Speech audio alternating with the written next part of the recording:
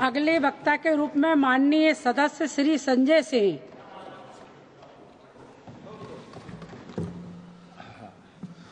धन्यवाद महोदय, आपने मुझे इस अति महत्वपूर्ण बिल पर अपनी बात कहने का मौका दिया। मैं सरकार का पक्ष सुन रहा था और उनकी चिंताओं को सुन रहा था और इस बिल का मकसद जो उन्होंने बताया वो सुन रहा था। निश्चित रूप से महोदय, भारत की सुरक्षा सर्वोपरि है। राष्ट्र की सुरक्षा से किसी भी प्रकार का कोई समझौता नहीं होना चाहिए। देश के अंदर किसी को भी अवैध तरीके से घुसपैठ करने की इजाजत नहीं होनी चाहिए। देश के अंदर कहीं भी अवैध घुसपैठिया नहीं होना चाहिए। लेकिन पिछले 11 साल से इस देश के अंदर आपकी सरकार है। ज्यादातर राज्यों में डबल इंजन की सरकार है। डबल इंजन की सरकार है। ऊपर भी मोदी जी, नीचे भी मोदी जी, ऊपर भी मोदी जी, नीचे भी योगी जी, ऊपर भी मोदी जी, नीचे भी हेमंत बिस्व शर्मा जी। चारों तरफ महामानव की सरकार महोदया, महामानव की सरकार। वो तो अवतार भी कहते हैं अपने आप को। और उस अवतार की सरकार में घुसपैठ हो जा रही है। 11 साल से हिंदुस्तान के अगर किसी कोने में अवैध घुसपैठिया है, अवैध रूप से कोई नागरिक रह रहा है, तो उसके लिए सीधे तौर पे भारतीय जनता पार्टी की सरकार और प्रधानमंत्री नरेंद्र मोदी जिम्मेदार है, कोई दूसरा जिम्मेदार नहीं है। बॉर्डर की सुरक्षा महोदया किसके पास है? बॉर्डर की सुरक्षा गृह मंत्रालय के पास है। बीएसएफ लगी हुई है वहां पे। चीन घुसपैठ कर रहा है। हम लोग चिल्लाते हैं, बोलते हैं, आपको उसके बारे में बोलने की फुर्सत नहीं। गलवान घाटी में हमारे 20 जवान शहीद हो गए, लेकिन शर्म आती है उस चीन के साथ आपने अपना व्यापार बढ़ाने का काम किया है, हिंदुस्तान का रुपया उन तक पहुंचाने का काम किया है। देश के बॉर्डर की सुरक्षा आपके जिम्मे है। मैं बड़ा हास्यास्पद तर्क सुन रहा था, बहुत ही हास्यास्पद तर्क। यहां टीएमसी के हमारे मित्र बैठे हुए हैं, कह रहे थे बॉर्डर लगा हुआ है बंगाल के साथ, बॉर्डर लगा हुआ है आसाम के साथ, त्रिपुरा के साथ। उस समय कांग्रेस की सरकार थी, टीएमसी की सरकार थी, फला थी, डिमका थी। आधार कार्ड बन गया। आधार कार्ड बन गया, इसलिए उसी आधार कार्ड ने सब गड़बड़ कर दिया। और उसी आधार कार्ड की वजह से एक बांग्लादेशी घुसपैठिया बंगाल से चला, आसाम से चला, त्रिपुरा से चला, झारखंड पार किया, बिहार पार किया, यूपी पार किया, दिल्ली आ गया। और ये बेचारे देखते रहे, इन्होंने कुछ नहीं किया। और मल्लिकार्जुन खड़गे जी भी बैठे हुए हैं, ये भी राज्य में मंत्री रहे हुए हैं। माननीय लोपी साहब, प्रमोद तिवारी जी भी राज्य में मंत्री रहे हुए हैं। इन दोनों से भी पूछ ले सरकार के लोग, ये भी आपकी मदद कर देंगे। किसी राज्य के अंदर कोई व्यक्ति आ गया तब उस राज्य सरकार की जिम्मेदारी होती है। लेकिन मुझे लगता है आजकल पूरा का पूरा गृह मंत्रालय सुपरमैन की पिक्चर देख रहा है। पूरे भाजपाई सुपरमैन की पिक्चर देख रहे हैं। और कैसे देख रहे हैं? 50 किलोमीटर की सुरक्षा बीएसएफ के पास है। बंगाल में 50 किलोमीटर की सुरक्षा बीएसएफ के पास है। एक बांग्लादेशी खड़ा होता है, उस बॉर्डर पे खड़ा होता है जहां बीएसएफ होती है, जहां गृह मंत्रालय होता है। छलांग लगाता है वो व्यक्ति, 50 किलोमीटर छलांग मार के सीधे ममता जी के पास पहुंच जाता है। कहते ममता जी आधार कार्ड दे दीजिए। ये हो रहा है क्या? 50 किलोमीटर आप नहीं रोक पा रहे हैं, अपनी नाकामी आप नहीं बता रहे हैं। आसाम के अंदर, त्रिपुरा के अंदर, बंगाल के अंदर जो बॉर्डर है वो आपके जिम्मे है और उसकी सुरक्षा के साथ खिलवाड़ आपने किया है, गृह मंत्रालय ने किया है, भारतीय जनता पार्टी की सरकार ने किया है। आप अपने दोस्त राज्य सरकारों के ऊपर मरते हैं। अरे आधार कार्ड तो तब आदमी मांगेगा जब राज्य की सीमा में घुसेगा। जब 50 किलोमीटर सीमा की सुरक्षा आपके जिम्मे है तो आप क्या कर रहे थे? आपकी सरकार क्या कर रही थी? और वो बांग्लादेशी सुपरमैन है, वो सीधे 50 किलोमीटर फांद के आएगा, सीधे पहुंच जाएगा 50 किलोमीटर के बाद ममता जी के पास, हमें आधार कार्ड दो। ये कैसा तर्क है? ये कैसा तर्क है? और आपने कहा भारत के अंदर कोई भी नागरिक अवैध पासपोर्ट, अवैध वीजा लेके नहीं रह सकता। लेकिन मैं दूसरी बात आपसे पूछना चाहता हूं, इसका मैं समर्थन करता हूं, बिल्कुल नहीं रह सकता।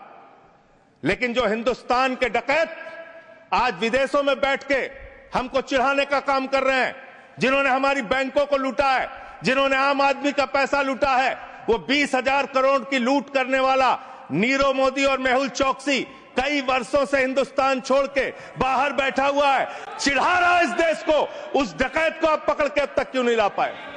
जवाब दीजिए, क्यों नहीं उसका पासपोर्ट जब्त किया आपने? ललित मोदी आपका दोस्त, आपके नेताओं ने उसको भगाया हिंदुस्तान से। 3,000 करोड़ रुपए हिंदुस्तान की बैंकों का लूट के विदेशों में बैठा हुआ है, क्यों नहीं आज तक आप उसको वापस ले पाए? विजय माल्या 9,000 करोड़ रुपए हिंदुस्तान का लूट के, हिंदुस्तान के बैंकों का लूट के, हिंदुस्तान के आम आदमी का पैसा लूट के 9,000 करोड़ रुपए विजय माल्या विदेशों में बैठा हुआ है, आपको चिढ़ाता रहता है। तिहाड़ जेल की, माननीय तिहाड़ जेल की विषय पे ही बोल रहा हूं महोदया, विषय पे ही बोल रहा हूं, विषय पे इन्हीं लोगों से सीखा है, इन्हीं लोगों से सीखा है महोदया। वो Vijay Mallya, I am not yielding sir, I am not yielding madam, I am not yielding. मंत्री जी को बोलने तब दिया जाए जब मैं एल्ड कर रहा हूं। आई एम नॉट एल्डिंग मैडम। अगर बिल से बाहर ही बोल रहे हैं तो बिल से बाहर भी सुनने के लिए तैयार रहे। एकदम ठीक है, जब आपका मौका आएगा आप बोलिएगा। महोदया, हम लोगों ने टीवी चैनल पे खबर देखी, विजय माल्या आएगा, तिहाड़ के बैरक में रहेगा, यहां पे उसका रोका जाएगा, यहां उसको सजा दी जाएगी। टीवी चैनल वाले खबर चला रहे थे और ये लोग भी बोल रहे थे विजय माल्या को लाएंगे। 9,000 करोड़ रुपए की लूट करने वाला विजय माल्या आज विदेशों में बैठ के चिढ़ा रहा है। और एक ललित मोदी है, उसने कौन से देश की, संजय रावत जी, मुझे तो नाम में भूल गया, बानुआतू की नागरिकता ले लिया उसने कहा 1 करोड़ रुपए जमा करो, बानुआतू चलो, बानुआतू चला गया। अरे हिंदुस्तान, नितिन संदेशरा 6,000 करोड़ रुपए हिंदुस्तान का लूट के विदेशों में बैठा हुआ है, आपको चिढ़ा रहा है। और महोदया, मैं इस सदन का सम्मानित सदस्य हूं, देश के सर्वोच्च सदन का सदस्य हूं, बड़े दुख और पीड़ा के साथ आपके साथ कह रहा हूं कि इन बेईमानों का, जिन्होंने हिंदुस्तान की जनता के बैंकों में डकैती डालने का काम किया, उनको आज विदेशों में बैठा के मौज करा रहे हैं ये लोग। और मेरा पासपोर्ट जब्त है, मेरा पासपोर्ट जब्त है। क्या मैं हिंदुस्तान का नागरिक नहीं? क्या मैं इस सर्वोच्च सदन का सदस्य नहीं? मैं मेंबर ऑफ पार्लियामेंट हूं, मेरा पासपोर्ट जब्त है। मैं कहना चाहता हूं इनसे, अगर वास्तव में तुम्हारी नीयत साफ है तो आज हिंदुस्तान के अंदर 50 करोड़ से ज्यादा जिन जिन लोगों का बकाया है, सबका पासपोर्ट जब्त करो, कोई हिंदुस्तान छोड़ के भागने ना पाए। सबका पासपोर्ट जब्त कीजिए। आप अनावश्यक बातें करते हैं। 11 साल से आपकी राज्यों में सरकार, 11 साल से आपकी केंद्र में सरकार, और बांग्लादेशी घुसपैठिया आप नंबर नहीं बता पाते कितने भगाए आपने। आज बताइए कितने लोगों को आपने भगाया, कितने बांग्लादेशी घुसपैठियों को आपने हिंदुस्तान से भगाया 11 साल के अंदर। खाली राजनीति करते हैं। बंगाल का चुनाव आ रहा है, राजनीति शुरू, बिहार का चुनाव आ रहा है, राजनीति शुरू। अरे इससे ऊपर भी जाओ। और इन्होंने कितना बड़ा पाप किया वो भी बता रहा हूं, पूरे देश को सुनना चाहिए कितना बड़ा पाप किया इन्होंने। पंजाब के अंदर जो सीमा थी बीएसएफ की देखरेख में, उसको इन्होंने बढ़ा दिया, 50 किलोमीटर तक कर दिया। इसके साथ साथ इन्होंने tycoon profited after India relaxed border security rules for energy park. Energy park बनाने के लिए पाकिस्तान की सीमा में, गुजरात के अंदर भारत की सुरक्षा कानूनों में रिलैक्स देने का काम इस अपराध इस सरकार ने किया है अपने एक दोस्त को एनर्जी पार्क का ठेका देने के लिए, उसका फायदा पहुंचाने के लिए, उसका धंधा कराने के लिए, देश की सुरक्षा के साथ अपने दोस्त को फायदा पहुंचाने के लिए, अडानी को फायदा पहुंचाने के लिए आपने बॉर्डर की सुरक्षा पे, वहां के कानूनों पे रिलैक्स देने का काम किया। कितने शर्म की बात है, कितने शर्म की बात है। एक दोस्त के लिए देश की सुरक्षा के साथ आप समझौता करते हैं। आप बोलेंगे आप वो लोग हैं जिन्होंने हमारे भारत के नागरिकों का अपमान किया। अमेरिका ने 144 करोड़ की आबादी वाला हिंदुस्तान, दुनिया का सबसे बड़ा लोकतंत्र हिंदुस्तान, दुनिया में भारत की बात जब आती है तो राष्ट्रपिता महात्मा गांधी से हमारी पहचान, भारत की बात जब आती है तो गौतम बुद्ध से हमारी पहचान, बाबा साहब डॉक्टर भीमराव अंबेडकर के संविधान से हमारी पहचान। लेकिन मुझे शर्म आती है कि हमारे नागरिकों को अमेरिका ने हाथ में हथकड़ी, पैरों में बेड़ी बांध के हिंदुस्तान की धरती पे पहुंचाया और आपको शर्म नहीं आई। आप हंस रहे थे, आप मजाक उड़ा रहे थे हमारे नागरिकों का।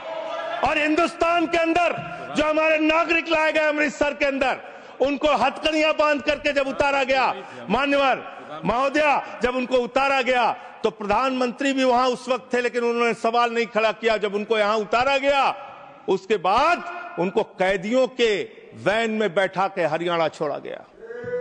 ये कर रहे हो आप लोग, ये कर रहे हो आप लोग। बॉर्डर की सुरक्षा के साथ सबसे ज्यादा खिलवाड़ करने का काम इस देश में, घुसपैठियों को सबसे ज्यादा पनाह देने का अब पाप अगर किसी पार्टी ने किया है तो उस पार्टी का नाम है भारतीय जनता पार्टी और उस सरकार का नाम है मोदी सरकार और उसका गृह मंत्रालय। फालतू की बातें मत करो, फालतू के बातें करना बंद करो। देश के अलग अलग दुनिया के अलग अलग हिस्सों में अगर इस देश की बैंकों को लूटने वाले चंद पूंजीपतियों को बिठाने का, मौज उड़वाने का अपराध अगर किसी ने किया है तो नरेंद्र मोदी की सरकार ने किया है, एनडीए की सरकार ने किया है, आप लोगों ने किया है। आपको बोलने का कोई अधिकार नहीं है। हम राष्ट्रभक्त थे, हैं और रहेंगे। आपसे किसी भी प्रमाण पत्र की जरूरत नहीं है। आप लोगों का इतिहास हिंदुस्तान की आजादी के आंदोलन में गद्दारी का इतिहास रहा है। बहुत बहुत धन्यवाद महोदय।